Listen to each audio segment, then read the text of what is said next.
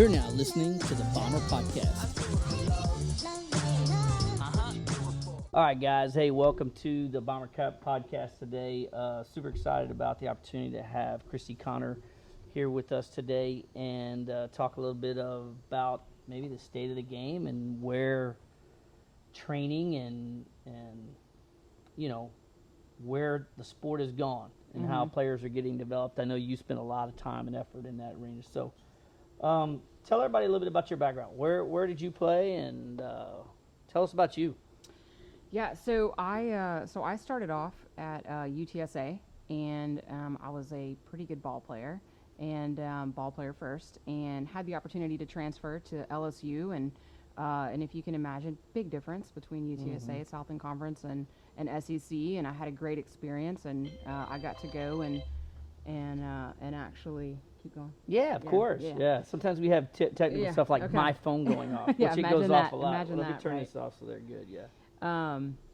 But went to LSU, and I was extremely successful. I was a player, and I went to the World Series. I even came back on my fifth year, and I coached in the World Series. Wow. And so I'm kind of one of those athletes that got a little bit of both worlds, right? So I was a Division I player, and then transferring over into the SEC. So where do you start with what the game is doing, and where is it going, and how has it evolved, right? I mean, I think, for us, just being able to see games on ESPN2 was huge, SEC Network. Yeah. And now, just Every game is broadcast now. Yeah, every game. That's nuts. And I think, from regional play and you there's just so much media attention in this sport. It's exciting. And you're seeing things like the Flow Sports of the world and the I think Justin's World of Softball and there's a lot of attention being paid to these girls, these women.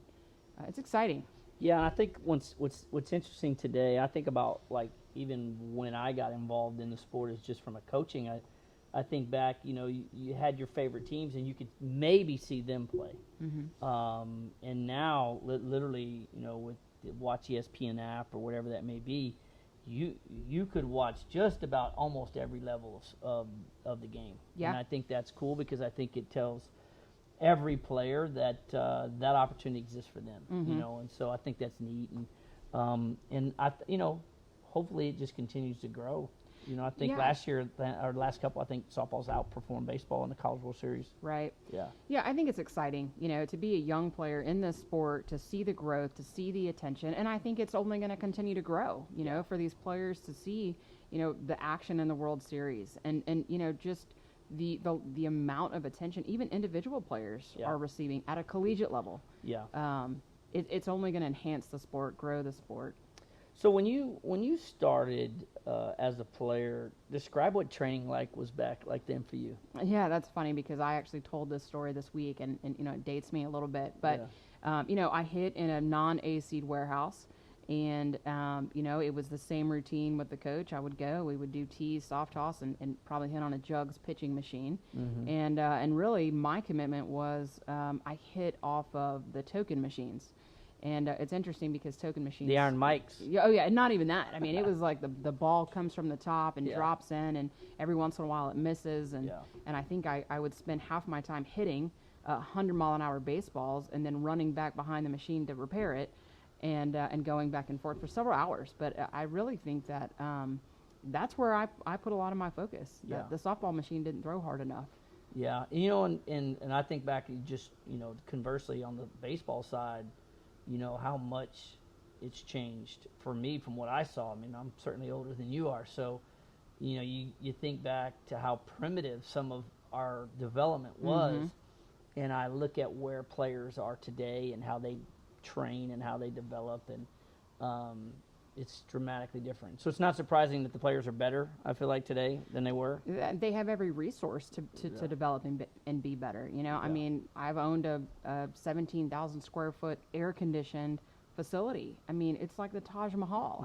How can you not grow and develop? I mean, it's a place that you want to go to. So And sometimes it's shocking they come in and don't appreciate it.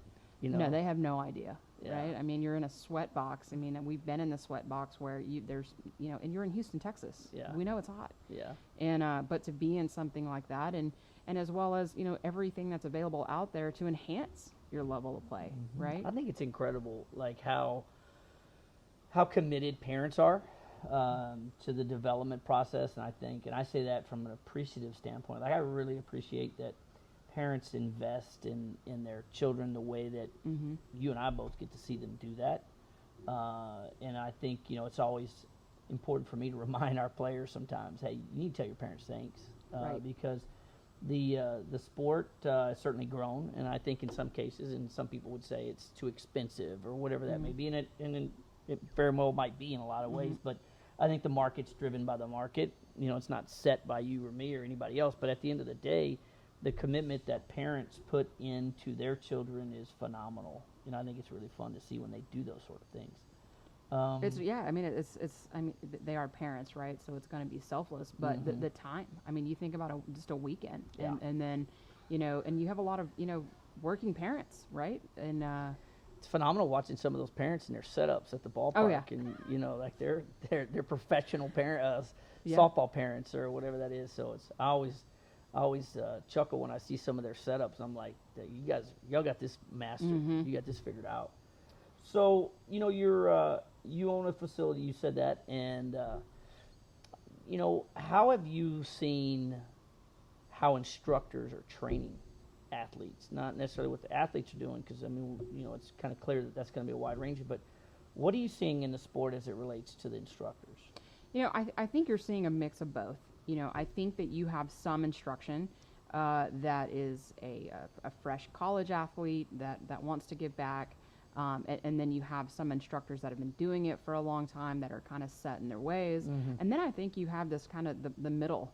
And that's these instructors that are getting involved from the metrics component, Right. really wanting to add more to their instruction. That they're communicating outside of the cages. That it's very different from coming into a lesson, going home, and moving on. That they're using elements like a blast or a hit tracks and data to support what that athlete's doing.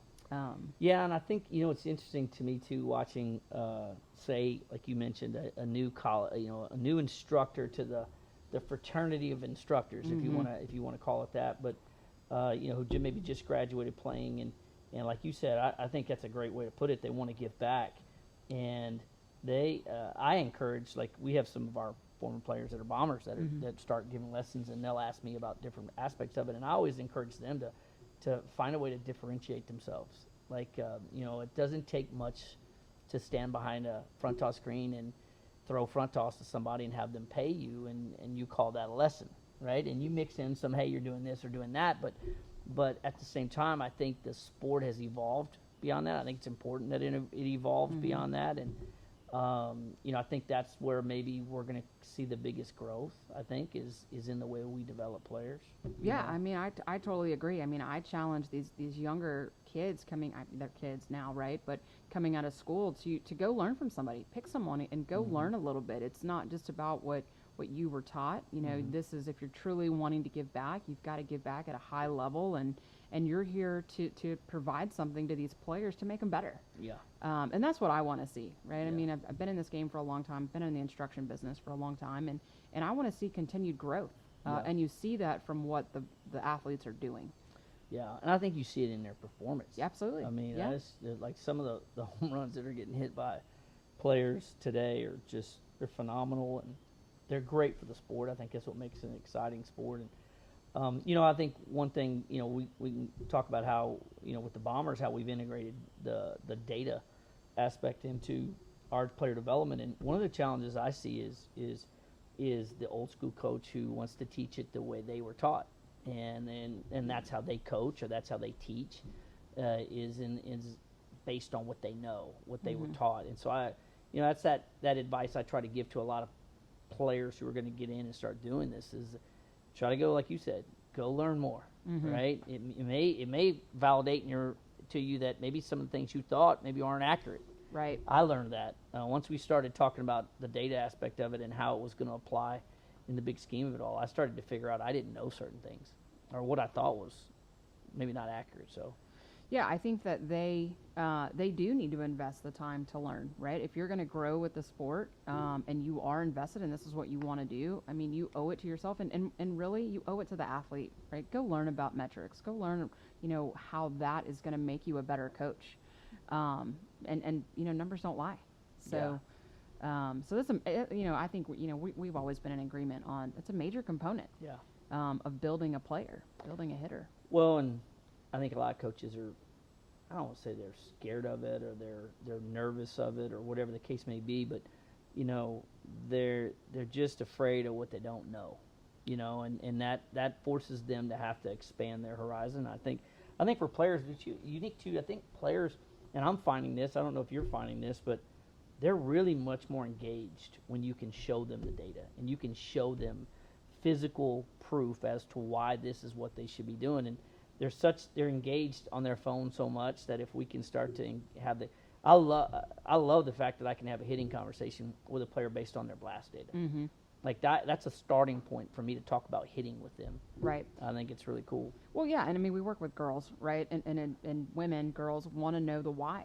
And I think to show them a number and show a parent, this is what you're investing in. Yeah. This is the why of why we do things. I think that's huge. Mm-hmm. And it is. It's so simple to be able to pick up just any device, and you can kind of see what a hitter is doing or not doing based on a couple numbers. Yeah. I would just like to see the industry take the time, a larger percentage, take the time to learn it. I think you have a fine line of, for me, I want to respect anybody that's in this business. Mm-hmm. But you're probably going to have more of my respect if you're willing to learn about metrics. Yeah, if you're not so rooted in your ways. Yeah. No, there's no question. It's hard not to have an opinion about someone who's not invested in the data side of it, because it's been such an eye-opening experience for me. So I always try to start with the conversations, say, hey, this is what I've seen, and maybe if you took a look at it too, you'd see some of the same things. I turned you onto this book. I read the book MVP Machine, and it was the incorporation of the data aspect into Major League Baseball, and it was eye-opening to me, like how it transformed something so rooted in tradition like baseball, and how it had such a profound effect. I know you're not super deep in that book yet, Right. but it's gonna shock you, like how much it can move the needle on our American pastime. It's funny because I started thinking about that movie Moneyball, and the first time I watched it, and then I watched it again here recently, and realized, wow, what they're referencing when they're talking about metrics. And in that book, I'm excited to re-listen to it, and the more information I can gain about it, and especially what are the pros doing, what's happening in baseball, and to see that translated into the softball community, it's huge for us.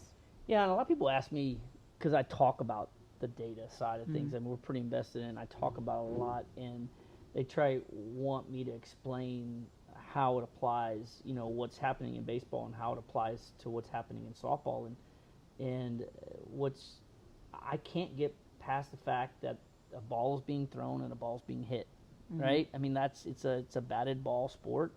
I think everything carries over. The release point's different, obviously. One's release point's lower to the ground than the other. But at the end of the day, we're all trying to get on plane. We're all trying to match the ball and the bat up together, and we want to do it as efficiently as possible and create as much exit velocity as possible. That is no different as it relates to baseball and or softball. So I tend to really dispel people who start trying to, I don't necessarily debate with me that there's some grand difference between baseball and softball, other than the obvious things like size of the field and those kind of things. Those are obvious, no doubt. But I actually think it's harder for our field in softball to hold in its confines softball players than baseball is. And you look at the explosion in home runs that's happening in baseball, I think we have the ability to turn the game on softball the same way. Like, I really do. When we understand what we're teaching and why we're teaching it and how the metrics can play, it's bigger than even just, the big word that people want to use a lot is launch angle. Well, it's simple. I mean, that's the simplest thing people kind of hang their hat on. But I think the coolest thing about it is if you want to simplify, is just hit the ball hard, and now we can measure what hard looks like. We have a standard for what hard is as far as an exit velocity is. So those are all things I think as we embrace a lot of this, it's going to start to turn the way, going back to what we said before, which is going to turn the way that people train. Yeah, I mean, and I think you just said it, having the standards. What is a good exit velo? And where should my launch angle be? Yeah. I have 13, 14-year-olds talking about those things, and imagine what it's going to do to that athlete, when they're in college, and it's different. You're on a team of 25 athletes, and you're going to have to know a little bit about who you are and your swing and those metrics if you want to continue to be successful at that level. And most of the top programs are already heading down the path of embracing that, whether they're already using Blast or they have, TrackMan in their facility or Flight Scope or whatever that might be. A lot of them are going down that path. So to produce an athlete that can speak that language when they get there, it's going to be incredible for them. And so I think you separate yourself as an athlete too. 100%. I mean, we spend time. It's not just about a mechanical swing. It's about understanding the swing, right? And I think it's huge when they understand. And I think I had a conversation with a really prominent hitting coach in the Big 12 the other day, and we were talking about metrics. Some of our players have gone to play for her, and they're engaged in that side of it. And we were having a conversation. What struck me, which was really cool, I think there was an open line of communication between the college and the travel ball coach, and that bridge, that conduit between the two of us as it relates to developing players. Because I feel like that's our responsibility, is to start the process of player development for them, and then there's a baton that gets handed off once they get to college, and then that's a whole nother level of player development at that point. But it was interesting because we were having the conversation about what the standards were. Like, what standard were we using for, an example of what a optimum attack angle would be on Blast. And we just wanted to compare, what they were establishing as their standard and how it matched up maybe with ours. And it was really cool. It was really cool to have a conversation with an open-minded, accomplished hitting coach and have that relationship as it related to the data. Because the data's, it is what it is. Yeah, it's that dialogue. And I think what is their expectation, right? To be able to go to a college coach, and now we're kind of getting into that recruiting part with metrics, but to go to a college coach and talk about what are you looking for, and to relay that information to our athletes, and whether it's on an individual level in our program, and really in the Bombers org, it's such an advantage. Yeah, and I think, and certainly we're not the only ones. The Bombers are not the only ones that are doing those things. So it's exciting to see that it's becoming a little more normal across the board. But to have a player, and you talked about, like, hey, you were having a conversation with a 14-year-old kid. If you project that kid out and she's engaged in the hitting process now and understanding her metrics and how to improve those numbers, what's that kid like when she's 18? Like, that's scary to think. Like, that's a scary concept to think of how much better that player will be when they're 18 years old.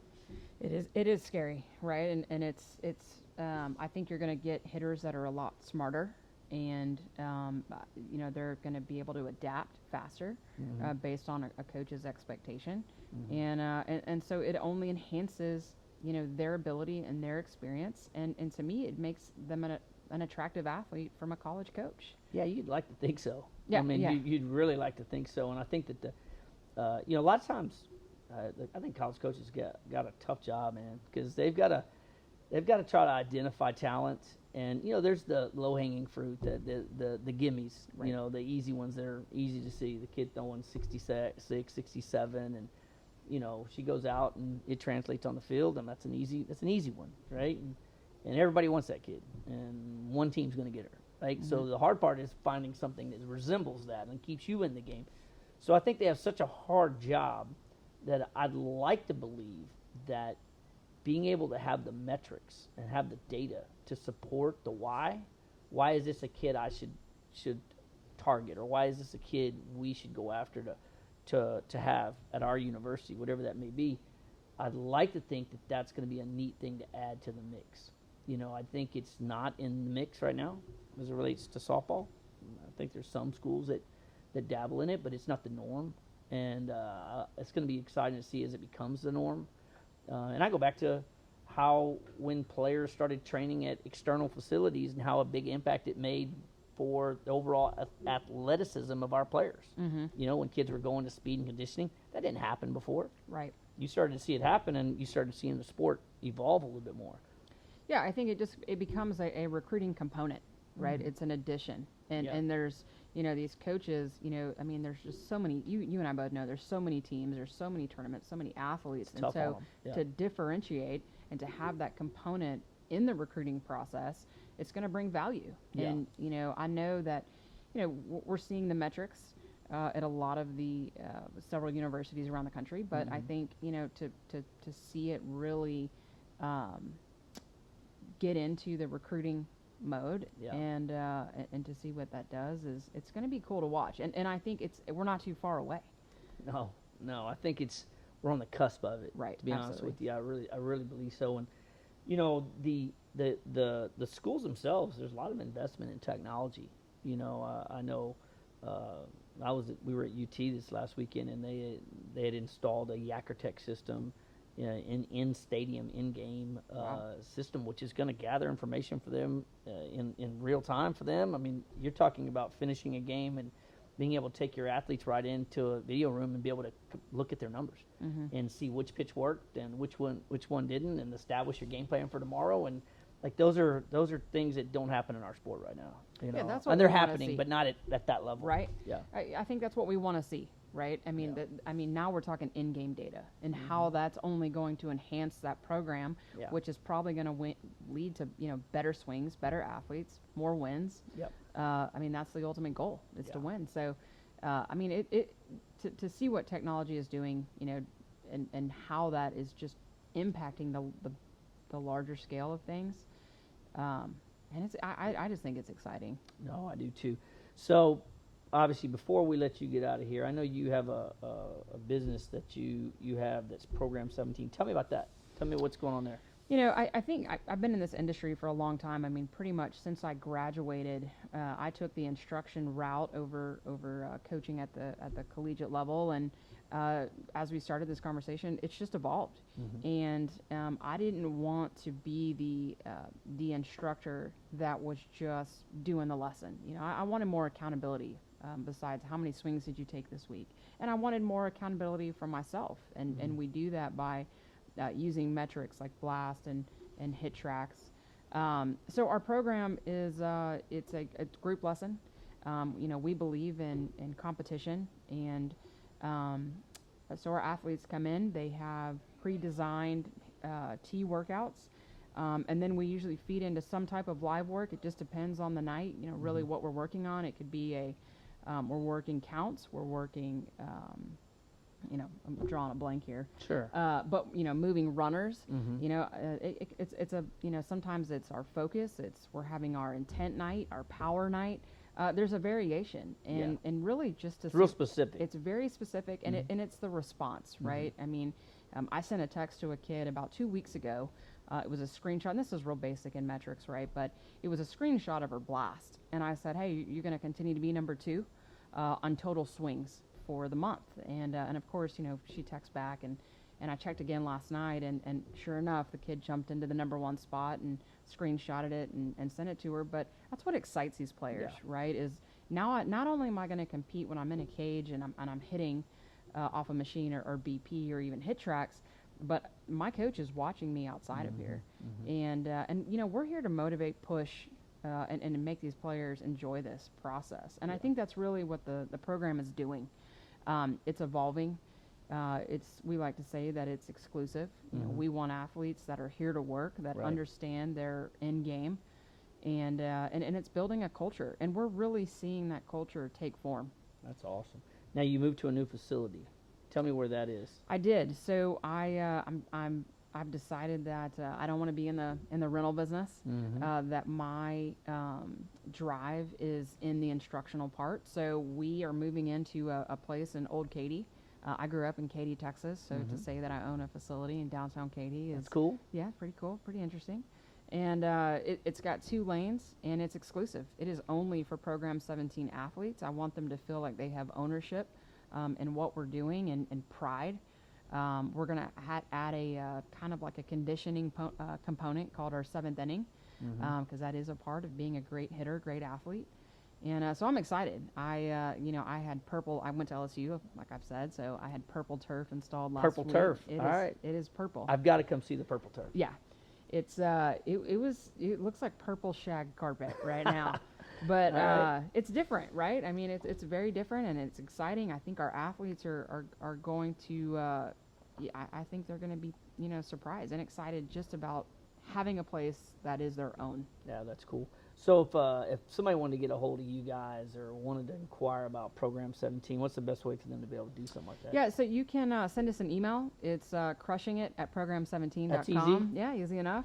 We have pretty good social media, great social media. You can find us on there, and of course our website, program17.com. And give us a call, shoot us an email. That's cool. I know we have a handful of athletes, Bombers, that train with you guys, and the feedback we're getting from them is incredible. I mean, we've had some real big games and some kids that really had special years last year. I know Liv is one of those kids, won a state championship in high school, played for the national championship in travel ball, and was a big component of that. And I know she's one of those kids that trains over there, and she just off the top of my head comes into my head about that. So I think I know we're thankful that they're training with you. Right. There's no doubt. Well, I think it's something too, like within our program and with the Bombers org, is that we're on the same page. Especially when it comes to the metrics component and the analytics of it. And I mean, Livy, part of the program is, it's not just about swing mechanics, right? And it's about the player, the whole player. Yeah, you got to develop the whole player. Right. And I think for us, that's important to us. And it's the communication, the accountability piece. And, it's cool. That's cool. So we're going to have a tradition on the Bomber podcast that we're going to put you on the spot a little bit. Oh, no. And so we always like to end things with a couple things. So one of them is tell us something about you that most people don't know. Like, tell us something that is unique to Christy Connor, that it could be something you like to do. What do you like to do outside softball? I'll make it easy on you like that. What's your thing?